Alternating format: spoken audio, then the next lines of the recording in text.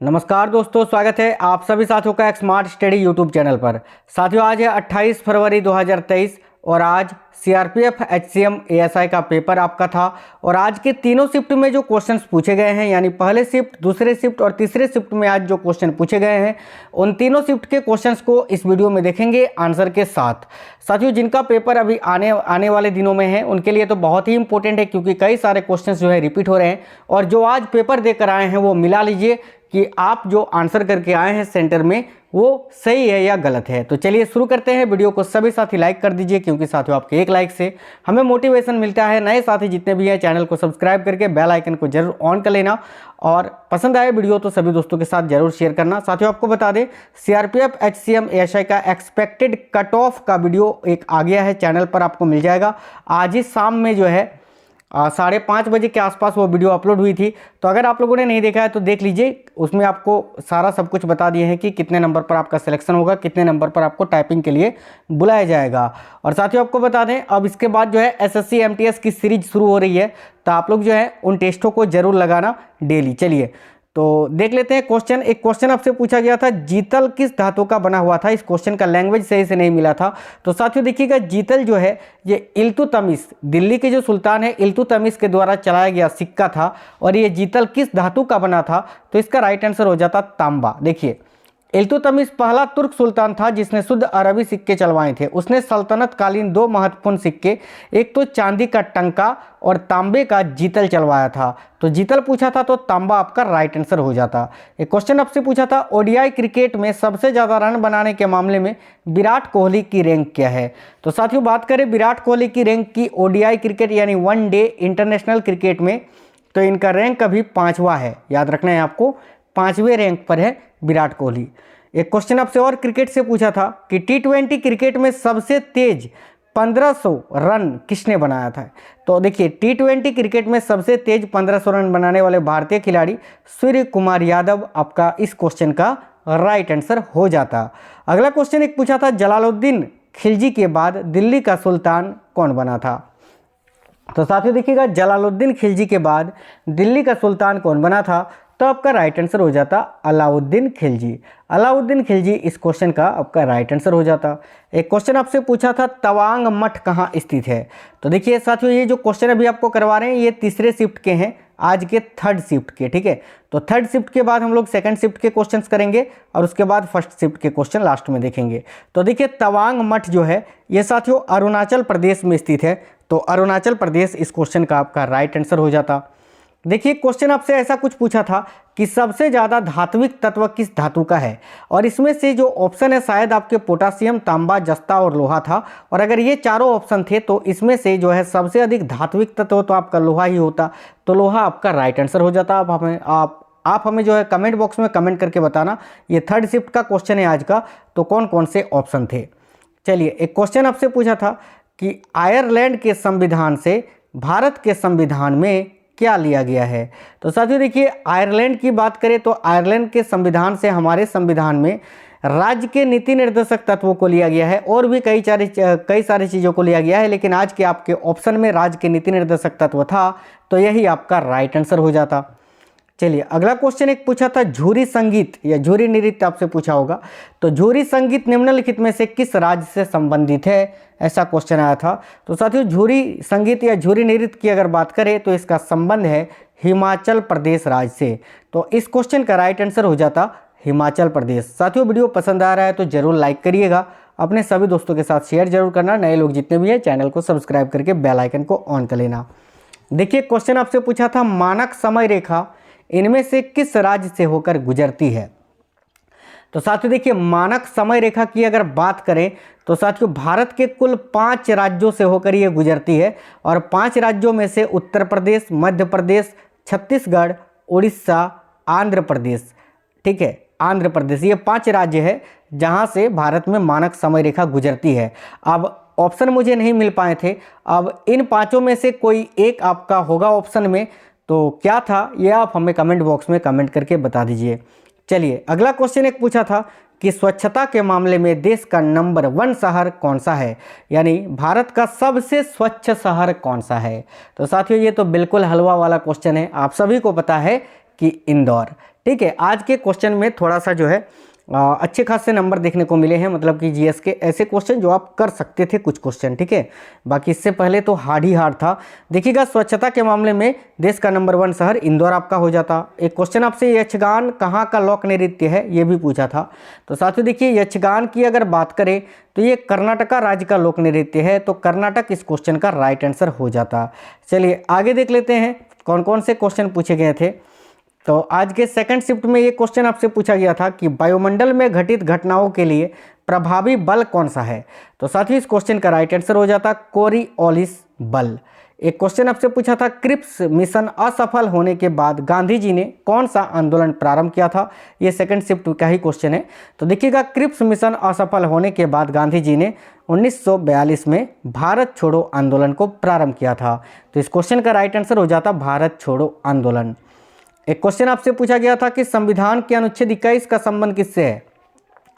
तो साथियों देखिए, संविधान का अनुच्छेद 21 जो है इस किससे संबंधित है, तो निजता का अधिकार से। तो राइट आंसर हो जाता आपका निजता का अधिकार, या तो आपके ऑप्शन में प्राण एवं दैहिक स्वतंत्रता का अधिकार होगा, ठीक है। इनमें से जो भी आपका ऑप्शन था वो राइट आंसर हो जाता। एक क्वेश्चन आपसे पूछा गया था राज्य पुनर्गठन आयोग की स्थापना कब हुई थी। तो देखिए, राज्य पुनर्गठन आयोग की स्थापना 1953 में हुई थी। और अगर आपसे ये पूछा था कि राज्य पुनर्गठन आयोग कब लागू हुआ था, तो आपका राइट आंसर 1956 हो जाता। लेकिन स्थापना आज पूछा था तो 1953 इसका राइट आंसर हो जाता। एक चीज़ और आपको यहाँ याद रखना है कि भाषाई आधार पर बनने वाला भारत का पहला राज्य कौन सा है। तो साथियों आंध्र प्रदेश। आगे देख लेते हैं, क्वेश्चन पूछा था लाडली बहन स्कीम या लाडली बहन योजना जनवरी 2023 में भारत के किस राज्य में लॉन्च किया गया। तो इस क्वेश्चन का राइट आंसर हो जाता साथियों मध्य प्रदेश। देखिए, शिवराज सिंह चौहान जी ने जनवरी 2023 में इस स्कीम को लॉन्च किया था, लाडली बहन स्कीम। एक क्वेश्चन आपसे चेलाम नृत्य से पूछा था कि चेलाम नृत्य का संबंध भारत के किस राज्य से है। तो साथियों चेलाम नृत्य की अगर बात करें तो इसका संबंध है भारत के मणिपुर राज्य से। तो मणिपुर आपका राइट आंसर हो जाता, जो कि मणिपुर राज्य का लोक नृत्य है। और मणिपुर राज्य का शास्त्र नृत्य तो मणिपुरी नृत्य है, ये आपको पता ही है। एक क्वेश्चन आपसे पूछा गया था सेकंड शिफ्ट में ही कि चंदेरी का युद्ध किसके किसके बीच लड़ा गया था। तो साथियों बात करें चंदेरी का युद्ध, तो ये बाबर और राजपूत शासक मेदिनी राय के बीच में लड़ा गया था। कब, तो 1528 में। ये क्वेश्चन पहले भी पूछा था और अब फिर से रिपीट हुआ था आज। क्वेश्चन आपसे और पूछा था सेकंड शिफ्ट में ही कि हेनले पासपोर्ट इंडेक्स में भारत का स्थान कितना है। तो साथियों देखिएगा, अभी अगर बात करें वर्तमान में तो 87 यानी 87 जो है हेनले पासपोर्ट इंडेक्स में भारत का स्थान है। और अगर आपसे वर्तमान में नहीं पूछा था 2022 के या उससे आगे का पूछा था, तो और अगर 87 आपके ऑप्शन में नहीं था तो फिर आपका राइट आंसर 85 हो जाता, क्योंकि 87 से पहले जो है हेनले पासपोर्ट इंडेक्स में भारत का स्थान 85 था। तो अगर आपसे 87, देखिए 87 अगर ऑप्शन में नहीं था तो आपका राइट आंसर 85 हो जाता। अब ऑप्शन में क्या था आप हमें कमेंट बॉक्स में कमेंट करके बताइए। सेकंड शिफ्ट का ये भी क्वेश्चन है आज का। हिंदी का मुहावरा एक पूछा था कि अपना उल्लू सीधा करना मुहावरे का अर्थ क्या होता है। तो साथियों अपना उल्लू सीधा करना मुहावरे का अर्थ होता है अपना काम निकालना, ठीक है, अपना काम निकालना राइट आंसर हो जाता। सारंग का पर्यायवाची शब्द शायद आपसे पूछा था। तो देखिए, सारंग का पर्यायवाची शब्द कई सारा होता है, मुझे ऑप्शंस नहीं मिल पाए थे, इसीलिए जो सारंग के पर्यायवाची शब्द होते हैं वो मैंने यहाँ लिख दिया है। जैसे कि सिंह होता है, बनराज होता है, शार्दुल होता है, नाहर होता है, सारंग होता है, मृगराज, केसरी, शेर, महावीर, व्याघ्र, पंचमुख, मृगेंद्र। ये सभी जो है सारंग के पर्यायवाची शब्द होते हैं। इनमें से कोई एक आपका ऑप्शन में रहा होगा, वही आपका राइट आंसर हो जाता। चलिए आगे देख लेते हैं। क्वेश्चन पूछा था कि किस शैवाल को लाल शैवाल कहा जाता है। शायद ऐसा ही कुछ क्वेश्चन था, तो इसका राइट आंसर हो जाता साथियों रोडोफाइटा, क्योंकि रोडोफाइटा एक शैवाल है जो कि समुद्री शैवाल है और इसको लाल शैवाल कहा जाता है। देखिए, लाल शैवाल जो होते हैं ये खास तौर पे समुद्र में ही पाए जाते हैं। और साथियों ये जो रोडोफाइटा शैवाल है इसको लाल शैवाल के नाम से भी जाना जाता है। एक क्वेश्चन आपसे पूछा था प्रधानमंत्री किसान कल्याण योजना का समय कब से कब तक बढ़ा दिया गया था। तो ये पहले शिफ्ट का क्वेश्चन है साथियों आज का, और इसका राइट आंसर हो जाता 2022-23। और देखिए, प्रधानमंत्री किसान कल्याण योजना की बात करें तो इसकी शुरुआत हुई थी 2020 में, कोरोना के समय में। आगे देख लेते हैं। क्वेश्चन आपसे पूछा गया था कि भारत नेपाल शांति तथा मैत्री संधि किस वर्ष हुआ था। तो इसका राइट आंसर हो जाता 1950 में। ऑप्शन में आपका 1950 था पहले शिफ्ट में, तो ये राइट आंसर हो जाता 31 जुलाई 1950 को। अगला क्वेश्चन एक पूछा गया था कि इनमें से कौन भौतिक अवस्था में नहीं है? ऑप्शन आपका था उत्तरी पठार, दक्षिण पठार, हिमालय पर्वत तथा उत्तरी भारत का मैदान। तो देखिए साथियों, दक्षिणी पठार यानी प्रायद्वीपीय पठार, हिमालय का पर्वत, उत्तरी भारत का मैदान, ये सभी तो भारत के भौतिक अवस्था में शामिल हैं, लेकिन उत्तरी पठार जो है ये शायद शामिल नहीं है। तो ये आपका राइट आंसर हो जाता। एक क्वेश्चन आपसे पूछा था, शांति स्वरूप भटनागर पुरस्कार 2023 में किसे दिया गया और किस क्षेत्र में दिया गया था? तो मुझे इसका ऑप्शन नहीं मिल पाया था और ये क्वेश्चन पूरी तरह डिपेंड करता ऑप्शंस में, ठीक है, क्योंकि कई सारे लोगों को दिया गया है तो ऑप्शन पे डिपेंड करता। अब इसका मुझे ऑप्शन नहीं मिल पाया था, इसीलिए इस क्वेश्चन का आंसर को साइड में रखते हैं। एक क्वेश्चन आपसे पूछा था, अमजद अली खान निम्नलिखित में से किस वाद्य यंत्र से जुड़े हुए थे? तो साथियों आप सभी को पता है अमजद अली खान के बारे में, ये प्रसिद्ध जो है सरोद वादक हैं। तो इस क्वेश्चन का राइट आंसर हो जाता सरोद वादक। एक क्वेश्चन आपसे पूछा था पहले शिफ्ट में ही कि कथकली नृत्य का संबंध किस भारतीय राज्य से है? तो साथियों देखिए, कथकली की बात करें तो ये केरल राज्य का शास्त्रीय नृत्य है। तो इस क्वेश्चन का राइट आंसर हो जाता केरल। अगला क्वेश्चन एक पूछा गया था कि भारत में किस प्रकार की मानसून है? तो देखिए साथियों, बात करें भारत की मानसून की तो उत्तर पूर्वी मानसून व दक्षिण पश्चिमी मानसून, ये दो प्रकार की मुख्य रूप से मानसून है भारत में, ठीक है। और इसमें से सबसे अधिक वर्षा होती है उत्तर भारत में, ये दक्षिण पश्चिम मानसून से, ठीक है। और बात करें उत्तर पूर्वी मानसून की तो साथियों इसको हम लोग लौटती हुई मानसून भी बोलते हैं। इस मानसून से सबसे अधिक वर्षा होती है जाड़ा को यानी ठंडी के दिनों में, जाड़ों के दिनों में तमिलनाडु में, ठीक है। तो देखिएगा ये जो उत्तर पूर्वी मानसून है इसको जो है प्राय शीत मानसून भी कहा जाता है, ठीक है। तो आपके ऑप्शन में शीतोष्ण मानसून ऐसा कुछ करके दिया होगा, तो ये आपका राइट आंसर हो जाता।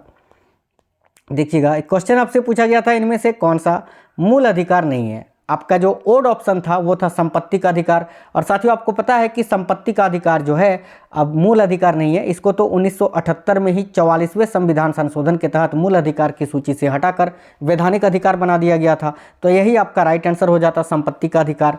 बात करें मूल अधिकार की तो साथियों इसको संयुक्त राज्य अमेरिका के संविधान से भारतीय संविधान में शामिल किया गया है। अगला क्वेश्चन एक पूछा था शायरी का समानार्थी शब्द, और किसी साथियों का कहना है कि शायर का समानार्थी शब्द पूछा था। तो देखिए अगर शायरी का समानार्थी शब्द पूछा था तो काव्य, कविता, पद या छंद, इनमें से कोई एक ऑप्शन में दिया होगा। और अगर शायर का आपसे समानार्थी शब्द पूछा था तो शायर का समानार्थी शब्द होता है कवि, सुखन साज या सुखनवर, ठीक है। तो शायद शायर का ही पूछा था, तो इनमें से कोई एक ऑप्शन में रहा होगा, वो आपका राइट आंसर हो जाता। देखिए आकाश में तारे गिनना मुहावरे का अर्थ क्या था? ये क्वेश्चन शायद पूछा था, तो इसका राइट आंसर हो जाता रात्रि में नींद न आना। एक क्वेश्चन आपसे पूछा था अनंगपाल तोमर का कार्यकाल क्या था? तो साथियों अनंगपाल तोमर का कार्यकाल 736 से 754 ईस्वी तक था, ये आपका राइट आंसर हो जाता। एक क्वेश्चन आपसे ये भी पूछा था कि इनमें से किसने दिल्ली वंश पर शासन नहीं किया था? ऑप्शन आपके सामने थे तुगलक वंश, खिलजी वंश, सैयद वंश और एक क्वीन वंश करके दिया हुआ था। तो साथियों आप सभी को पता है कि ये तुगलक वंश, खिलजी वंश और सैयद वंश, ये तीनों जो है दिल्ली पर शासन किए थे। बाकी एक ऑप्शन में आपका क्वीन वंश था, वही आपका राइट आंसर हो जाता, ठीक है। तो साथियों आज के तीनों शिफ्ट यानी पहले, दूसरे और तीसरे शिफ्ट के क्वेश्चंस मैंने करा दिए। आप लोग जाइए और कट ऑफ वाला वीडियो देख लीजिए, ठीक है।